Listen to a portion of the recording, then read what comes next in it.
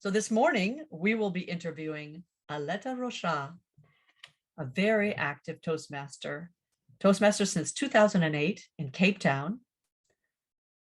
Aletta is currently the second vice president of Toastmasters International and a candidate for first vice president. The natural progression being to move on then to president-elect and president of Toastmasters International. So we can assume that we are speaking this morning with a future president of Toastmasters International. Aletta has also been region advisor to Europe, Middle East, and Africa. And before that, district governor of District 74, which is the district of Southern Africa, including 9 countries.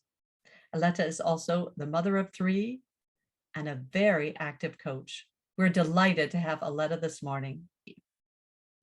Could you tell us a little bit more about your upbringing and background? Sure. My nomadic childhood, as I refer to it, was courtesy of my dad, who had a career in mining.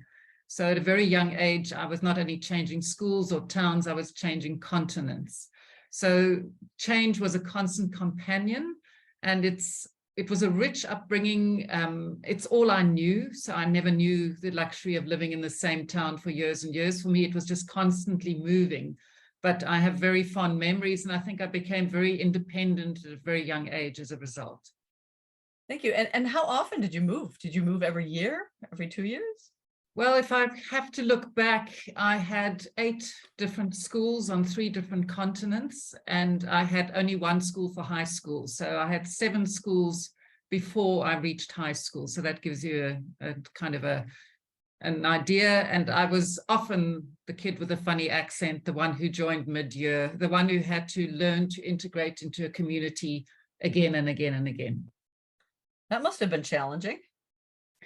It was, but yet it was exciting. You know, I had wonderful adventures. I lived in, South Africa, all different towns. I lived in Zambia. I lived in Canada. I lived in Tasmania, and lots of travel opportunities. So I had a rich childhood, but as I say, it's all I knew. Yes.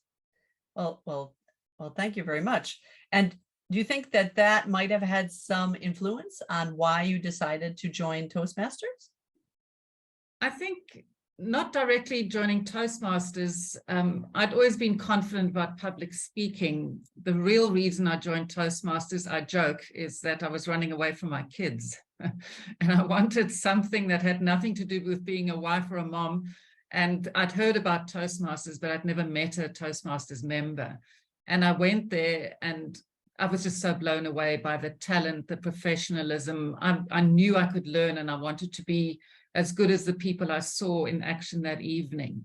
So that's what brought me to Toastmasters. But my nomadic childhood and having to learn to communicate with strangers helped me set up a career that I have now, where I train other people in communication skills. So that certainly had a bearing. Oh, yes. Well, so you were already a wife and a mother when you joined Toastmasters then? Yeah. You in now? And have you changed clubs in your Toastmasters career? No, I'm a member of Cape Town Toastmasters, the very same club I joined in 2008. And I, at one point, was a member of another club, which was an advanced club, but that closed down. So I'm still only a member of my home club. Great. And did you continue to participate in meetings at the club level? Oh, absolutely. Yes. I'm a very ardent believer that every time I go to a meeting, I come back having learned something from someone who's been in action there. And I keep challenging myself to make progress as well, because else what's the point? We are all Toastmasters, and we all have to keep growing and learning.